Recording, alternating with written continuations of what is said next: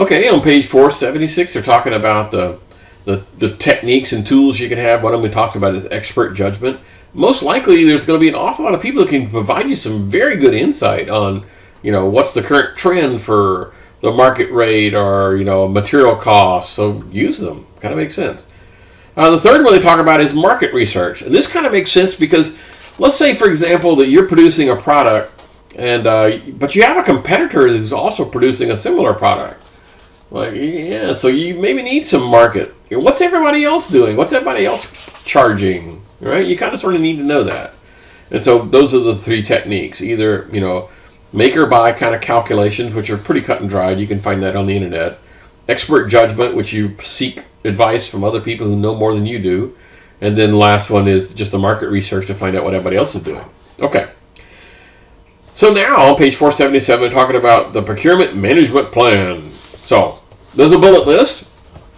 And let me just kind of go through the bullet list. It talks about perhaps your plan would include the guidelines for the types of contracts that you're allowed to use. Maybe, for example, your organization says, hell no, we ain't doing these. Okay, we only do these, right? It could be some things that your organization will or will not want you to do. Perhaps there's some templates you can use. I mean, if you go out on the internet and you type in cost plus award fee template, oh yeah, you can find lots of templates for these guys. Okay, good. Guidelines for doing the contract work breakdown structures. I'm not talking about the work breakdown structure for the work that's going to be done. I'm talking about the work breakdown sections for doing the procurement part.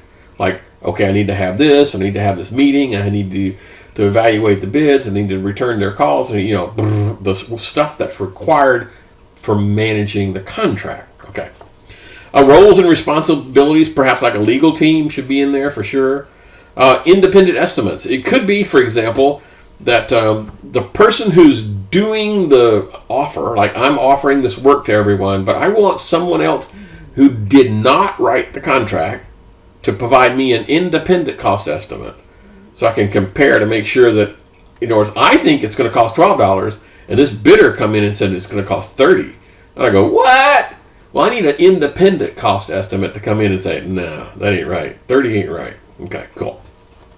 Managing multiple vendors. It could be that you'll have a single contract that you write, but you award it to multiple providers. So I buy, hard drives from this company, and then I buy a hard drive for that company and for that company. They don't have to be exclusive contracts, as long as you tell them up front that's not exclusive. Okay. Coordinating purchasing decisions, that makes sense. Whatever the constraints and assumptions are, that has to be part of the plan. Lead times. Oh yeah, you need to talk about, okay, I'm going to buy some hard drives. Well, how long does it take to get hard drives? Well, you need to know what the lead time is between orders. Some manufacturers can ship you stuff really, really quick, and others is like, we don't make those and have them sitting in a warehouse. We don't have those sitting in a warehouse. Those are special order. When you order, we start making them. Okay, you need to know that. Risk mitigation strategies, we talked about that last chapter. If you have a pre-qualified vendor list, oh, that's fantastic. Basically, here's some guys who've proven to be, trustworthy and have decent prices, so I'll just pick one of these guys or pick all four of them or whatever. And then some sort of a procurement metrics to show that you're on track with, like, for example, the procedures involved. Okay. So there's some templates, and these templates are incredibly simple. It's not really a template. This is basically just an outline of what a statement of work is. So the statement of work is, here's what I want this contract to do for me. It talks about the deliverables. What I want is, and so you describe what it is you want. And you have to provide them sufficient detail so you remove the ambiguity, because the more ambiguity you have in there, the more they're going to say, well, I don't have a clue what the hell he wants, so I'm just going to raise my bid a little bit because I don't really know. So the more specific you get it, the lower your price will be. Okay, cool. So basically, the statement of work is what needs to be done via contract, and it specifies the products and services that you need, and the amount of detail kind of sort of matters. There's a procurement document, basically, for how to do a request for proposal. So when I put together my statement of work, I also want to send out a note to everyone saying, please bid on my contract. So that's what a request for proposal is. An RFP is something I send out to the world, or post on a website, but that's not the point. I send it out to the world and say, okay, all you bidders, please read this document and send your proposals back in. Okay, so an RFP. There's another type. I'm going to jump ahead a little bit. There's another type called a request for quotes, where I don't want a proposal. All I want is your bid. Okay, so like the firm fixed price guys, I want please provide 100 LaserJet printers and here's the specs. Okay, I don't need to talk to you. I don't need to negotiate with you. I don't need a proposal. Just as long as they meet these 4 criteria that I put in here, we're good to go. So I just give me a quote. So that's one type. Obviously, those are easier to evaluate. Okay, so back to here. So a request for proposal. In the book, the example they talked about is connecting 2 buildings with high-speed network. That would be a good example of a request for proposal. And the reason why that is a proposal is I don't really care how they do it. You see what I'm saying? Okay, let me start over. I'm not telling them what to do. Please dig a trench 6 feet deep. Across this parking lot, lay 6-strand fiber, right? I'm not telling them how to do the job. I'm telling them what the requirements are. The requirements are, I want to connect these 2 buildings with high-speed internet at 100 megabits in both directions with a latency of less than 68 milliseconds. Okay? And then he gets to decide how it's done. Okay? Got it? All right, requests for proposals do not tell them what to do. It tells them what you need. All right.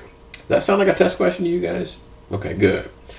So this provides them a lot of latitude. They can come up and say, well, we're going to use, laser receivers, or we're going to use, high-speed Wi-Fi, or we're going to use fiber optic cable, or we're going to use, electrical cables, or whatever. And the point is, you don't really care what technique they use as long as you meet the criteria. So here, I want to view the proposals and go, wow, that's a great idea. Right? I want to review the proposals. Cool. And quite frankly, again, because they're in the business, they probably got some pretty doggone good ideas that maybe you hadn't even thought about. Okay, so don't just tell them, well, you need to have this great a cable and, it's got to be buried this deep. Don't tell them that. They're in the cable business, for God's sake. Have them tell you in a proposal what it is they think it needs to happen. So this takes a little bit of time to put one of these things together because it's a back and forth, right? I go out with an RFP. They come back with proposals. I have to evaluate the proposals, right? That takes time and people, right? Okay, cool. And the decision may not be based solely on cost. In an RFP, typically there's weighted factors involved, and cost is probably one of the factors, but not necessarily. In other words, I have 2 contractors, and one of them has an excellent idea that's going to be, very robust. And not only did he meet the requirement for 100, he's going to give me 500 megabits in both directions.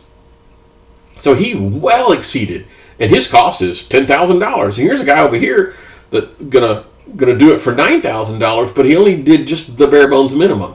So I may not go for the lowest cost. Okay, cool. All right, so proposals, what it's all about. Now back to the request for quotes, where I don't want to talk to the guys. It's too simple. Just give me your dang bid. All right, that's a request. So provide 100 PCs. Okay, 100 laser printers. I don't need to talk to you. So make a bid, and it's based solely on the cost. As long as you met the requirements, I'm okay. I don't have to know what brand it is until they start showing up. All right. It doesn't take very long to write a contract like that, and it certainly doesn't take very long to award the contract. Basically, I open the envelope and go, well, okay, that's how much you wrote, and here's, and whoever has the lowest cost, that's the one I go with. I mean, 5 minutes to award these guys? Okay, cool. So now we're talking about source selection on page 481. So source selection is all about the RFP kind of thing. So I've got some proposals back, and now I need to evaluate them. Okay, so that's kind of tough. So it requires an evaluation of each one of the responses. Well, let me rephrase that. Each one of those that are considered responsive.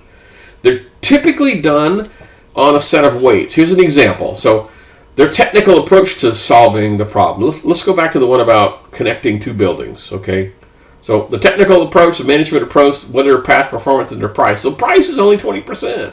So proposal number one, here's what their rating is and their score and, whatever. So somebody goes through and evaluates these things and then comes up with a total, and that's what you base your selection criteria on, is the big picture, not just the price. Okay. Now, in the contracting world, there's some debate on whether or not you want to share this weight with them. Okay? Maybe you're telling them you're going to be evaluated on technical approach and management approach and past performance and price. You're going to tell them that. But is there any merit in telling them what the formula is? And some people say, yes, of course you should include it. And other people say, no, they'll game the system. If they know that, 60% of the evaluation is this one thing, then they'll game it. And I'm thinking, okay, I can see both sides. So typically what we did is we did not provide them with the percentages. We gave them the criteria, but we didn't give them the weights. Okay. So another thing is when you're doing source selection, there's basically two parts to it. One is the technical proposal. Okay, so I have a technical proposal, and we have a team that goes through the technical proposals. But when you go through their cost proposal, typically it's two parts to this thing: a technical proposal and a cost proposal. The cost is not associated. In other words, while I'm evaluating their cost, it's been stricken. I can't tell what vendor I'm talking to. Okay, so vendor A, right? Yeah, I can see his numbers, but I can't tell who it is. I can't tell who this is. This vendor A or vendor B? I don't know. So the evaluation's been blinded when doing the cost portion. The technical portion, no, I can tell who it is. He says, well, we're going to use this ultrasonic, screwdriver to do this. Okay, fine. I know who that is. But when it comes to the cost proposal, I'm typically blinded. And it's to make sure that I don't confuse the price part with these other criteria. It's actually a very good idea. Often, just as a side note, if it's really technical kind of a thing going on, you might want to actually have them come do a presentation before the source selection board. Have a little PowerPoint presentation, and so they can talk about, this is the greatest thing since sliced bread, and let me explain why we did this. It may have some merit. I personally have never used that, but I can see where it could come in. Okay, the next section is the actual conducting procurement on page 481. So one of the things they talk about is you probably need to have a pre-bid conference. You get together all the people who want to be there, and you say, okay, here's what this thing is all about. You talk about the statement of work, and they're allowed to ask questions, but you tell them you want them in writing. You say, if you have questions, write it on this piece of paper and hand it to the person. And so all questions are in writing, and we keep a log of all the questions and the answers, and we send everybody who attended a copy of both the questions and the answers that were provided, because maybe you don't know the answer at the time. You go, I don't know, I have to go look that up. So after they leave, everyone gets all the questions and all the answers, so everyone is fair. No one's left out. Okay, cool. So the pre-award basically just makes sure that everyone understands what's going on. That provides them an opportunity. It also provides you to, maybe. So after the pre-award, you're probably going to get some sort of a proposal. All right, you can weed out those people who are just not responsive. You can go in and say, man, he didn't fill this part out at all, or this is just stupid, and we're not going to evaluate that bid at all. So that'll, believe me, source selection is painful enough. I did a source selection for a very small contract. It was probably for, I don't know, I'm guessing now, but $800,000 is probably about right. And it took 4 of us, probably about, 3 days. So, yeah, this is tough stuff. And so weeding out ones at the beginning, woohoo! Yeah. All right, we'll pause this and we'll finish it in just